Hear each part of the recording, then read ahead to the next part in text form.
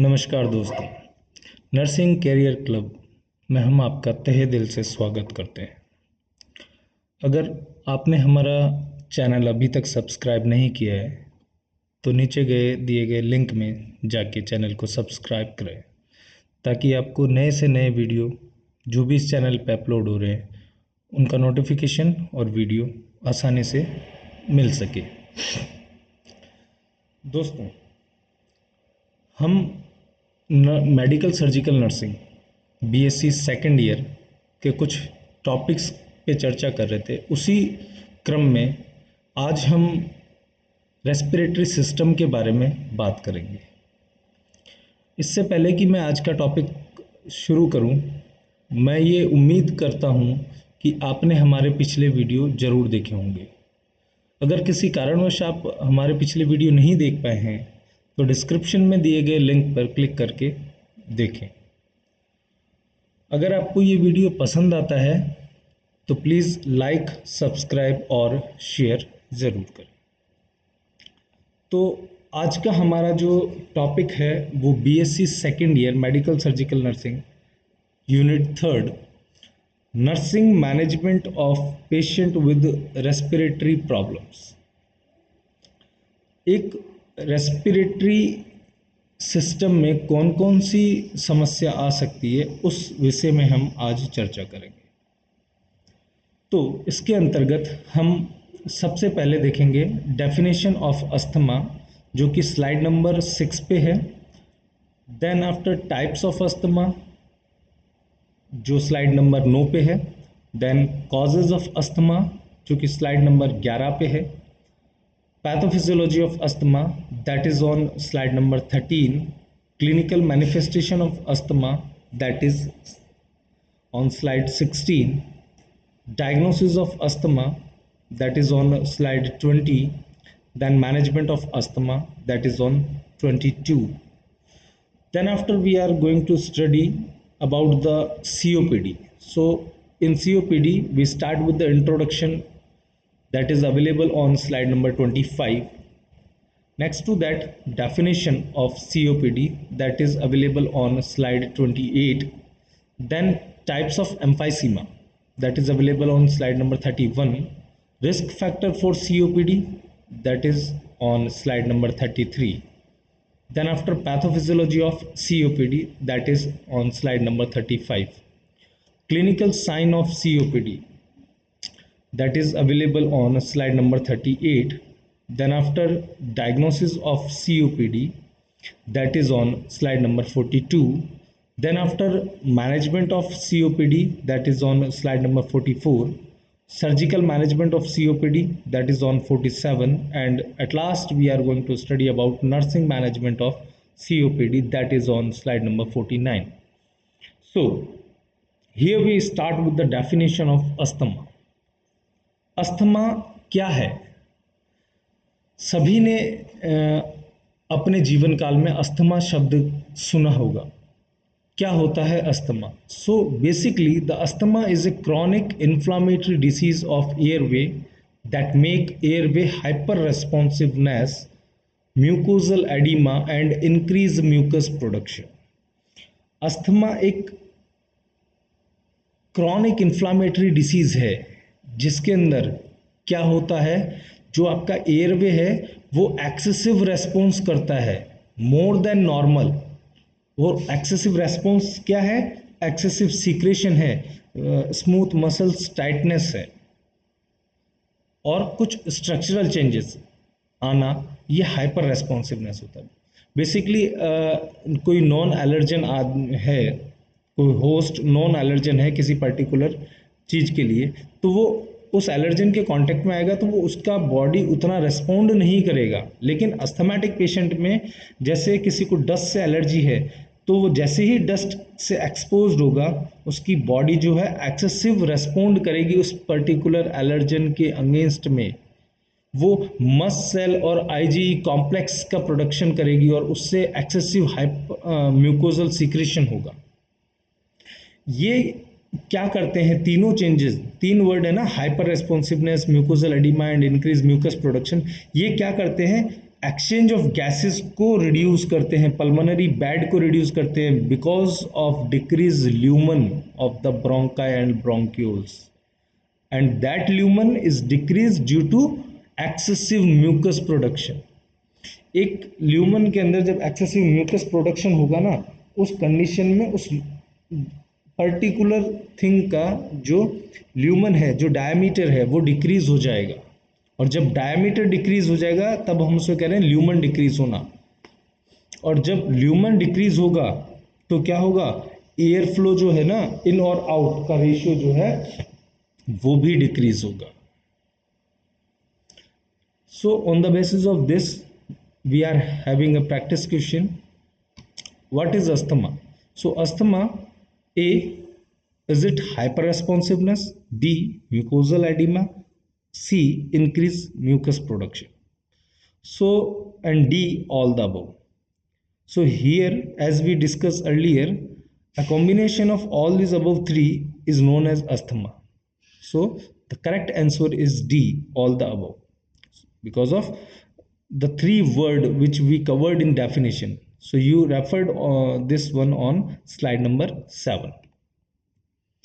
Next to that, we are going to discuss about the types of asthma. How many types of asthma we are facing? First one, allergic, or we can say atopic. Both are same. Second one, non-allergic. Non-allergic means here the cause is not a allergen. यहाँ पे जो cause है ना वो allergen नहीं है, ये non atopic होता है। C, mixed one, most common type, इसके अंदर एलर्जन और नॉन एलर्जन दोनों होते हैं। फोर्थ, एक्सरसाइज इंड्यूस अस्थमा, किसी एक्सेसिव एग्जॉर्शन के कारण आपकी ऑक्सीजन की डिमांड बढ़ जाना। जब आप एग्जॉस्ट करते हैं, जब आप एक्सरसाइज करते हैं तो आपका मेटाबॉलिज्म जो है वो फास्ट हो जाता है और आपके इस बॉडी के अंदर ऑक्सीजन की जो डिमांड है वो इंक्रीज हो जाती है, और उस समय कुछ पेशेंट में अस्थमा देखने को मिलता है। Next one, medical induce asthma due to any drug, due to several drug. Example, ibuprofen, sedative, ये सारे क्या हैं, कुछ डिग्री ऑफ अस्थमा कॉज करते हैं। ऑक्यूपेशनल इंड्यूस, अगर आप ऐसे वर्क प्लेस पे काम करते हैं जहाँ पे आपका एक्सपोजर जो है डस्ट से बहुत ज़्यादा होता है, उस कंडीशन में आपको अस्थमा होने के चांसेस बढ़ जाते हैं। उस कंडीशन में आपके रेस्पिरेटरी इन्फेक्शन होने के चांसेस बढ़ जाते हैं। तो अगर आपकी वर्क प्लेस से आपको अस्थमा आ रहा है, हो रहा है, उस कंडीशन में उसे कहा जाएगा occupational induce asthma. So as we re-again discuss about type. So allergen means, allergic means due to some of allergen, ठीक है, किसी एलर्जी, किसी इंडिविजुअल को किसी एक पर्टिकुलर चीज़ से एलर्जी होना और उस एलर्जी की वजह से आपका जो एयरवे है वो एक्सेसिव रिस्पॉन्ड करता है, उसे हम एलर्जिक में पढ़ते हैं, जिसको हम अटोपिक के नाम से भी जानते हैं। नॉन अटोपिक, इसके अंदर कोई कॉज जो है वो एलर्जन नहीं है, कोई क्रॉनिक इन्फेक्शन हो सकता है, कोई और चीज़ हो सकती है जिससे स्ट्रेस हो सकता है, साइकोलॉजिकल फैक्टर्स हो सकते हैं, बहुत सारी ऐसी चीज़ें हैं, ठीक है, जिसके अंदर अस्थमा डेवलप हो जाता है। लेकिन इसके अंदर कॉज जो है वो एलर्जिक नहीं होता है। मिक्स्ड के अंदर दोनों का कॉम्बिनेशन होता है। एक्सरसाइज इंड्यूस जब होता है, जब आपकी बॉडी एग्जॉस्ट करती है, एक्सेसिव वर्कआउट करती है, तब आप में अस्थमा डेवलप होना। Medical induce means due to some of drug, अगर आप में अस्थमा डेवलप हो रहा है तो उसे हम मेडिकल इंड्यूस अस्थमा कहेंगे। और वर्क प्लेस से अगर अस्थमा मिल रहा है तो हम उसे कहेंगे ऑक्यूपेशनल इंड्यूस अस्थमा। नेक्स्ट बात करते हैं हम कॉजेस की। What are the causes? So first one, hereditary और genetic. Asthma may be hereditary और genetic. Second one, airborne allergen. Airborne allergen, चाहे वो डस्ट हो, डैंडर्स हो, dog danders, cat danders, pollen grain, these all are the example of airborne allergen. Respiratory infection, chronic respiratory infection is responsible for asthma. Because chronic respiratory infection क्या है, आपके lungs की efficiency को decrease कर देता है, आपके लंग्स की वाइटल कैपेसिटी को डिक्रीज कर देता है। Next one, environmental factor, both cold और हॉट, एक्सट्रीम हॉट और एक्सट्रीम कोल्ड में capable to induce asthma. Next one, air pollution, excessive exposure to air pollution may cause asthma. Physiological factor, strong emotions, stress, sex, this may also able to cause some degree of asthma. Short term asthma, लेकिन ये asthma cause कर सकते हैं। GERD, gastroesophageal reflux disorder, this is a disease condition in which the stomach content regurgitate to the esophagus, and due to this chronic irritation this may leads to several disorder, and asthma is one of them. GERD cause pharyngitis, GERD cause laryngitis, GERD cause cancer, GERD cause asthma. So GERD एक ऐसा disorder है जिसके अंदर आपके जो stomach content है ना, वो रिगर्जिटेट होके आपके ईसोफेगस में आते हैं, उसे हम GERD कहते हैं।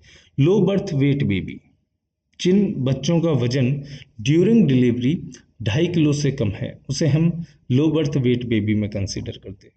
लो बर्थ वेट बेबी में लंग्स इमेच्योर होते हैं, और इमेच्योर्ड लंग्स जो है ना, वो किसी भी रेस्पिरेटरी इन्फेक्शन को easily as a opportunistic infection catch कर सकते हैं। उनके लंग्स इतने मैच्योर्ड नहीं हो पाते, ठीक है। तो लो बर्थ बेबी वेट में भी इसका रिस्क देखने को मिलता है। Next one, during menstrual cycle in some women, this is the concept which is based on a study that somewhat of asthma is seen in women's during menses। Menses के दौरान कुछ महिलाओं में कुछ हद तक कुछ डिग्री अस्थमा देखने को मिला है। So this is the cause for asthma. Next one, the pathophysiology.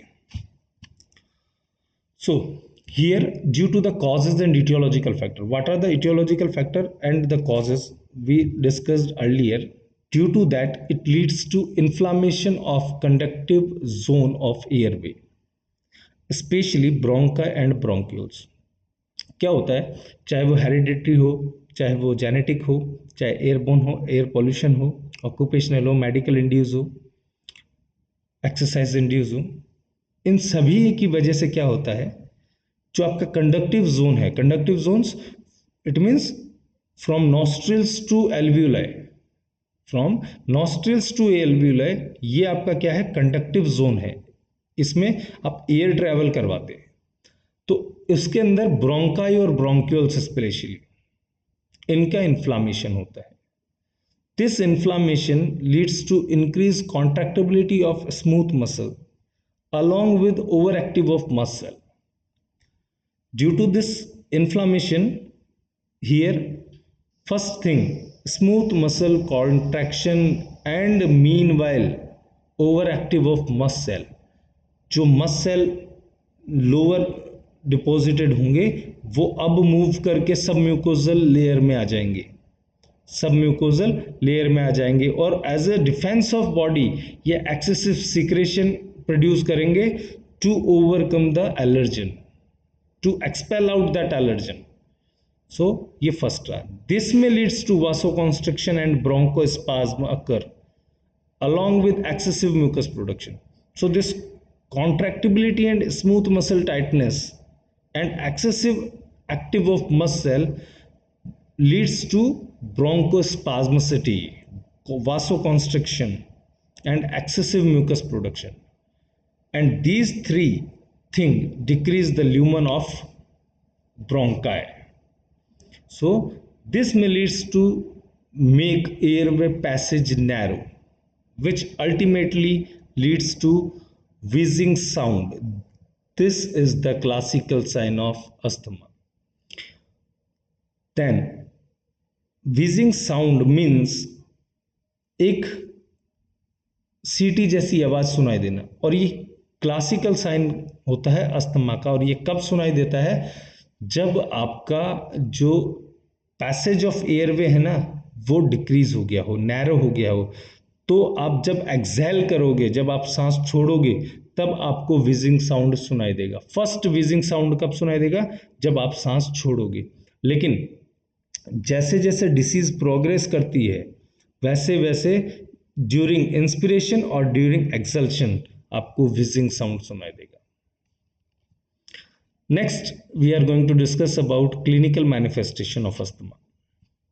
So first classical sign is wheezing sound followed by shortness of breath, chest tightness, coughing due to irritation, sputum production, excessive sputum production, but this sputum often too hard to bring up। Mucus का production तो होगा excessive, लेकिन lower lungs में हो रहा है, इसको बाहर निकालना थोड़ा मुश्किल होता है due to vasoconstriction and decreased mucociliary action.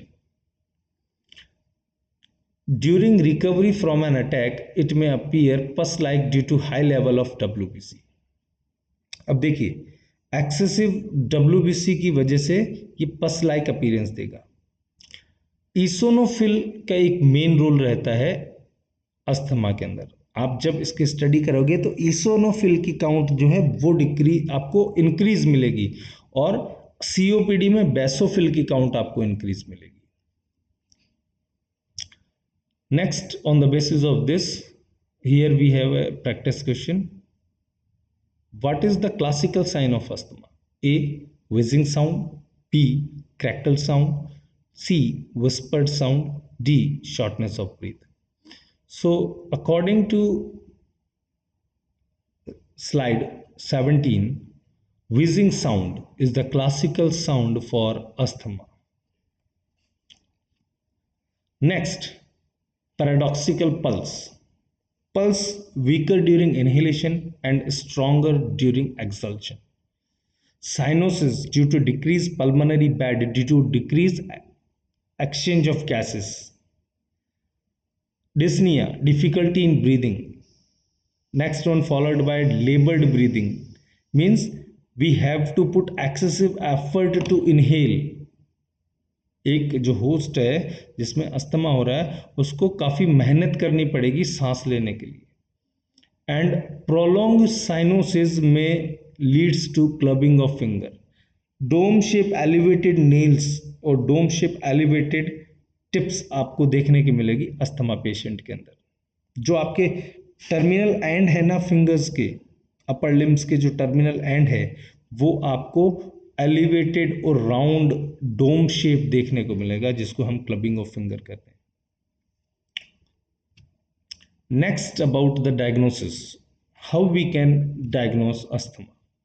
So for the first thing is history collection.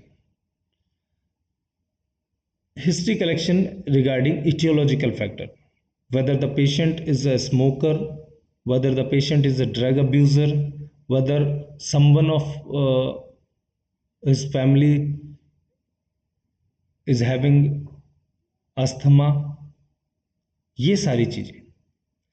क्या पेशेंट स्मोकिंग करता था, क्या वो अल्कोहल शराब का सेवन करता था, क्या परिवार में उसके किसी को अस्थमा रहा है, क्या उसका ऑक्यूपेशन क्या है, क्या उसको किसी चीज़ से एलर्जी है, ये सारी चीज़ें हम हिस्ट्री कलेक्शन में करेंगे। Next about physical examination. तो फिजिकल एग्जामिनेशन हम 4 तरह से करते हैं: ऑस्कल्टेशन, इंस्पेक्शन, परकशन और इंस्पेक्शन।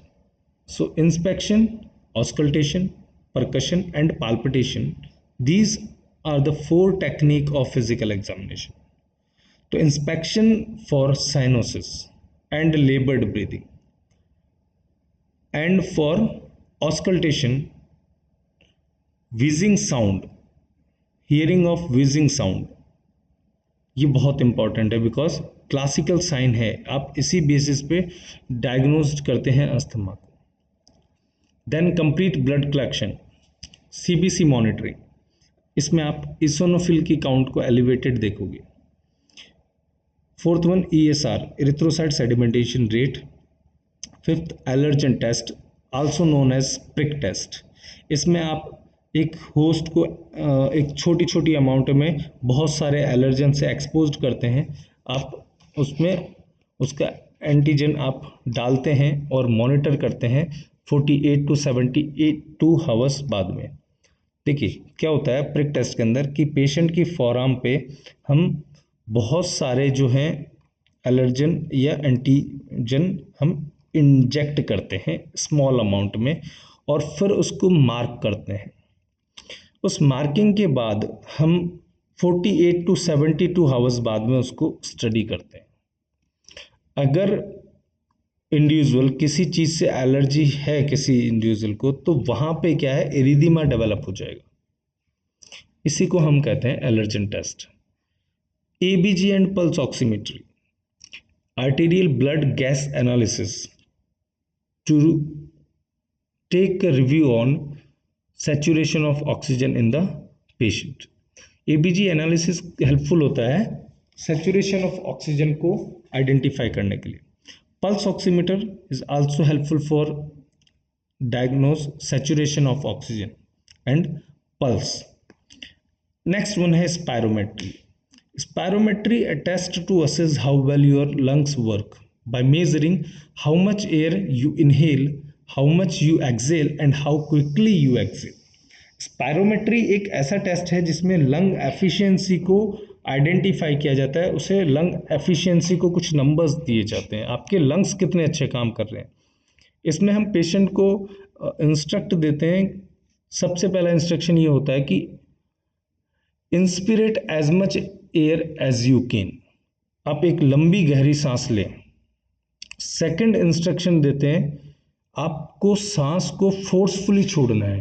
सेकंड इंस्ट्रक्शन क्या है, आपको फोर्सफुली एक्सल्शन करना है। तो 0.1 सेकंड में जो एक्सेल करता है उस रीडिंग को हम नोट डाउन करते हैं to know the efficiency of the lungs. Then management of asthma. First one, short acting beta 2 adrenoreceptor agonist, example salbutamol. Second, anticholinergic medication ipratropium bromide. 3, long acting beta 2 adrenoreceptor agonist, example salmeterol and formoterol. So this all three are the choice of treatment for asthma, followed by corticosteroid, example baclomethasone, prednisone and dexamethasone. Then leukotriene modifier, montelukast and zafirlukast.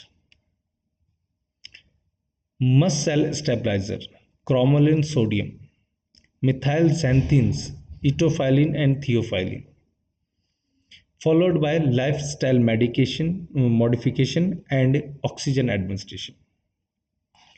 Magnesium sulfate intravenous increase bronchodilation when used in addition to other treatment in moderate or severe acute asthma attack is more beneficiary। लेकिन in case of allergy prevention is better than cure। आप allergy से अगर आपको asthma हो रहा है तो minimal exposure is the first cost effective management for you. जो आप एलर्जी से अगर दूर रहेंगे, उससे बच के रहेंगे, वही आपके लिए सबसे अच्छा मैनेजमेंट है।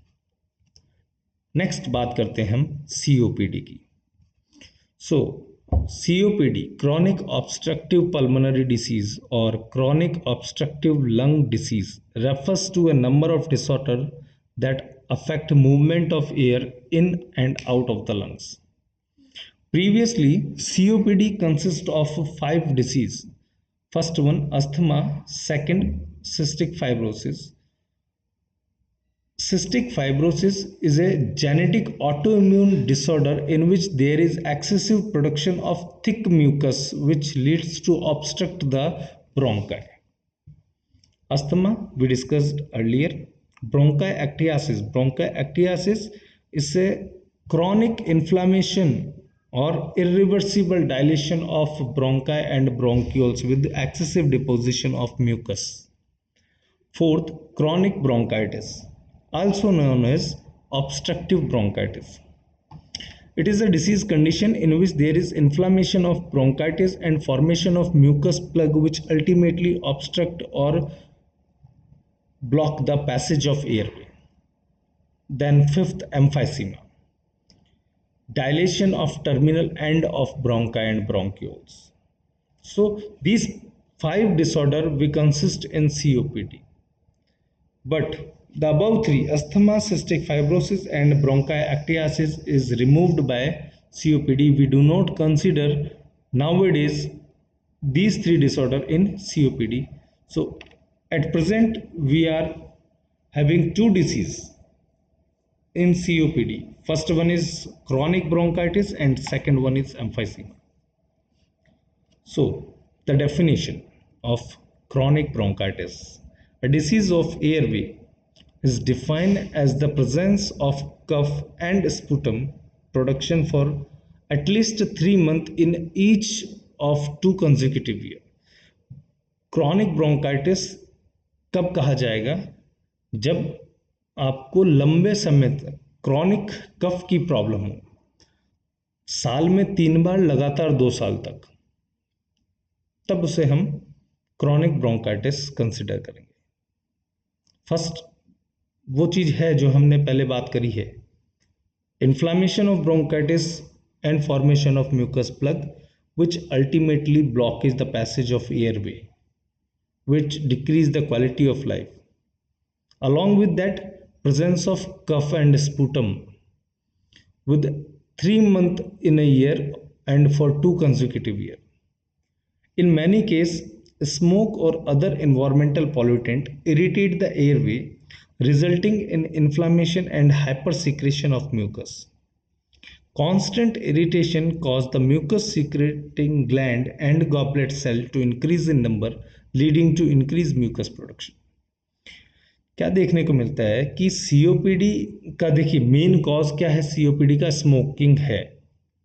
और स्मोकिंग और एयर पोल्यूटेंट क्या करते हैं? एयरवे को इरिटेट करते हैं और इन्फ्लामेटरी प्रोसेस जो है वो कंटिन्यूसली इसमें चलती रहती है for a long time.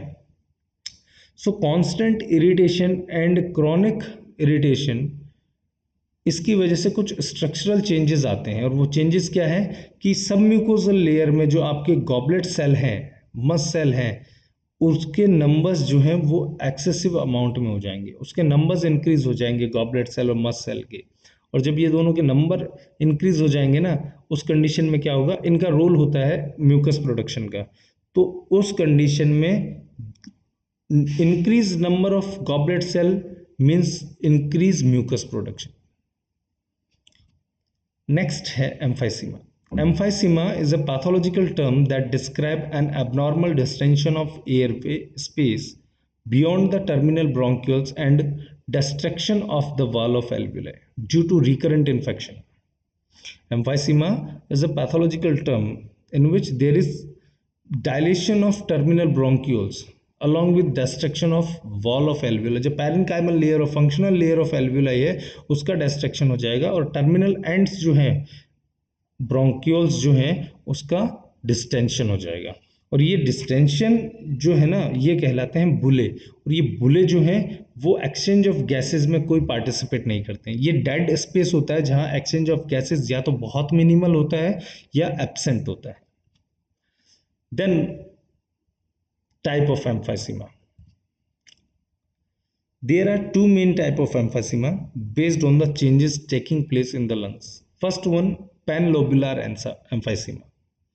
There is destruction of respiratory bronchioles, alveolar duct and alveolus. Second one is centrilobular emphysema. The pathological changes occur in the lobules whereas the peripheral portion of acinus are preserved. देखिए, on the basis of location, panlobular destruction of bronchioles and alveolar duct, centrilobular where the acinus are preserved, peripheral portion where the acinus are present. तो ये bronchiole molecules के location के behalf पे क्या है, आपको इन दो टाइप में डिस्क्राइब किया हुआ है एम्फाइसीमा को। Then risk factor. So first and most common risk factor for COPD, that is cigarette smoking or smoking, both active, passive or third hand. Active passive smoking you all know, third hand smoking means ये recently add हुआ है। Third hand smoking means आपने cigarette P और आप उस जगह को छोड़ के चले गए, लेकिन आपके जाने के बाद कोई तीसरा बंदा वहां पे आता है, तो क्या है कि जहां आपने स्मोकिंग करी है ना, उसके अभी भी टॉक्सिक मटेरियल इन्वायरमेंट में है, तो वो इन्वायरमेंट से जो टॉक्सिक मटेरियल इनहेल कर रहा है उसे हम कहते हैं third hand smoking. Next one is prolong and intense exposure to occupational dust and chemical, air pollution, alpha 1 antitrypsin deficiency. This is one is a genetic disorder. So alpha 1 antitrypsin, this is an enzyme, inhibit the protect the lungs parenchyma from injury. अगर इसकी deficiency होगी तो कोई भी एक individual जो है वो इजीली कोई भी रेस्पिरेटरी इन्फेक्शन जो है वो इजीली कैच करेगा, और एक्सेसिव और chronic infection is the cause of COPD and the cause or may produce irritation. Next one is allergen, chronic allergen. Next we are going to discuss about pathophysiology. Due to risk factor, the inflammatory response occurred throughout the proximal and peripheral airways. This may leads to chronic inflammation and body's attempt to repair it. Some of changes and narrowing occur in the airway. So what are the changes occur? Changes include increased number of goblet cells and enlarged submucosal gland. This may leads to hypersecretion of mucus and inflammation that cause thickening of airway wall, peribronchial fibrosis and exudate in the airway. So this peribronchial fibrosis, this reduce the elasticity of the lungs, because this may finally leads to scar cell, and scar cell are least elastic power, scar cell having least elasticity power. So due to that, over a time, this ongoing injury, inflammation and repair process cause scar tissue formation, and excessive secretion narrow the airway. Next, about the clinical symptom of the COPD. Primary symptoms, 3 primary symptom है COPD के। First one chronic cough followed by sputum production and dyspnoea. Chronic cough due to chronic irritation, sputum production, increased number of goblet cell, and dyspnea due to narrowing of passage of airway. Next आता है weight loss.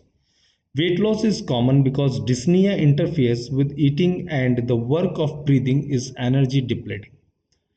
Weight loss क्यों हो रहा है? क्योंकि dyspnoea जो है वो आपके ईटिंग हैबिट को डिस्ट्रैक्ट करता है, और एक्सेसिव ब्रीदिंग और लेबर्ड ब्रीदिंग एनर्जी डिप्लीकेट होता है करता है। नेक्स्ट वन लेबर्ड ब्रीदिंग, आपको एक्सेसिव एफर्ट लगाने पड़ेंगे ब्रीदिंग के लिए।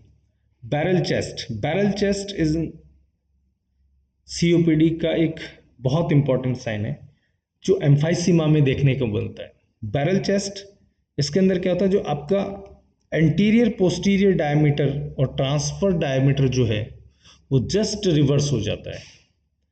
नॉर्मली जो आपका एंटीरियर पोस्टीरियर रेशियो है उसको 1 कंसिडर किया जाता है, और ट्रांसवर्स डायमीटर है उसको 2 कंसिडर किया जाता है। बैरल चेस्ट के अंदर ये जस्ट अपोजिट हो जाता है, जो आपका interior posterior become 2 and transverse become 1. So this may give appearance just like a pigeon chest. So barrel chest is main sign for COPD. Next one, retraction of supraclavicular fossa occurring on inspiration causing the shoulder to heave upward. जब आप COPD के patient को सांस लेते हुए देखोगे तो आप क्लेविकल बोन के पास में आपको एक खड्डा नजर आएगा, एक डिप्रेस्ड पार्ट नजर आएगा। इसी को हम कह रहे हैं रिट्रैक्शन ऑफ सुप्राक्लेविकुलर फोसा, क्योंकि उस पेशेंट को इंस्पिरेशन के लिए एक्सेसिव और सपोर्टिव मसल का यूज करना पड़ रहा है। As this disease progress in advanced stage, the abdominal muscle also contract on inspiration. Other sign of hypoxemia and hypoventilation is present with COPD due to decreased pulmonary bed and decreased exchange of gases. So, on the basis of this, our third practice question is, what is primary symptom of COPD? A. Chronic cough. B. Sputum production. C. Dyspnea. D. All the above. So the correct answer is all the above, because the primary sign of COPD is chronic cough, sputum production and dyspnea. You may refer this on slide number 39. Then diagnosis of COPD. How we can diagnose the COPD? So first one is history collection. Complete history collection for smoking. Its duration along with frequency is more important, because excessive smoking directly related with COPD. तो जितनी लंबी और जितनी ज़्यादा history होगी smoking की, COPD develop होने के चांसेस उतने ही ज़्यादा होंगे। Next, physical examination, chest examination. You may sound abnormal cough sound during auscultation. You may inspect for cyanosis. You may clearly visible for barrel chest. Spirometry. Spirometry is a device which is helpful to diagnose the lung efficiency, how much your lung is working. This may easily diagnosed with the spirometry. This may, we discussed in earlier. Next, chest X-ray, chest PA is helpful for diagnosis of COPD. Blood examination, complete blood picture along with ESR. Then management of COPD. Direct medical management COPD का नहीं है। हम COPD की growth को reduce कर सकते हैं, हम सीओपीडी के ट्रांसमिशन को सप्रेस कर सकते हैं with the help of risk reduction. Smoking cessation is the single most cost effective intervention to reduce the risk of developing COPD and to stop its progress.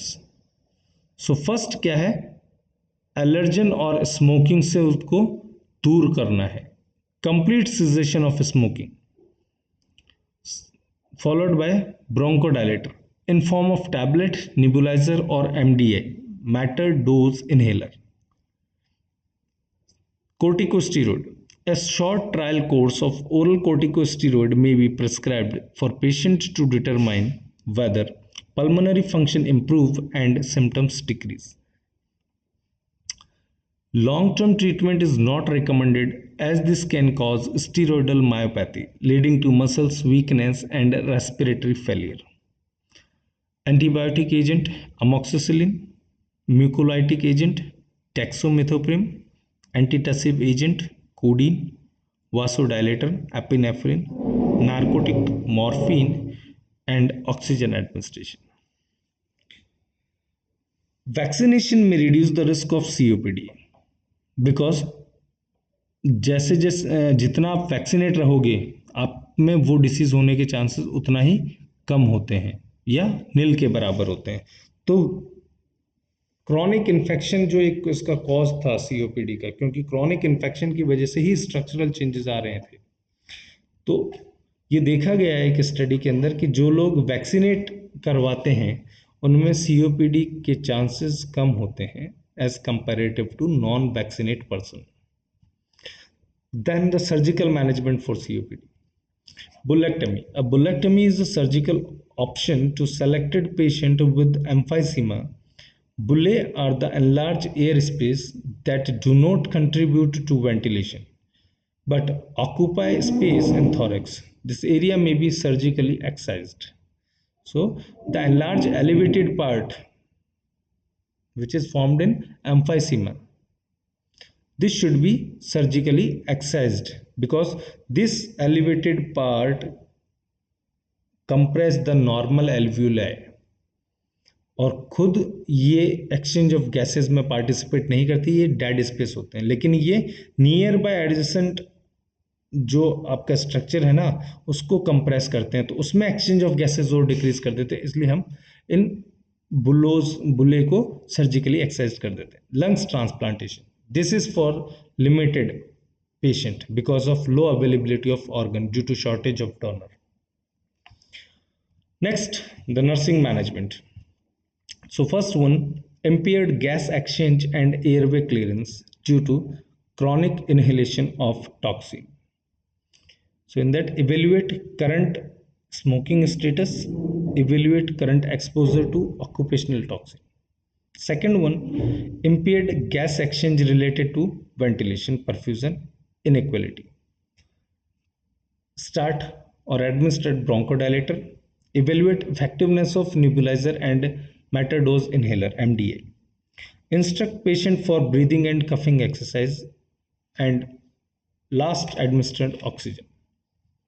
Third one, ineffective airway clearance related to bronchoconstriction, increased mucus product. So the nursing responsibility: hydrate the patient, encourage for deep breathing, deep coughing exercise, perform chest physiotherapy and postural drainage. Fourth, ineffective breathing pattern related to shortness of breath, mucus or bronchoconstriction and airway irritant. Fifth, self-care deficit related to fatigue secondary to increased work on breathing and insufficient ventilation and perfusion. Six, activity intolerance due to fatigue, hypoxemia and ineffective breathing pattern. So this is all about regarding respiratory system. अगर आपको video पसंद आता है तो please like, subscribe और share जरूर करें। धन्यवाद।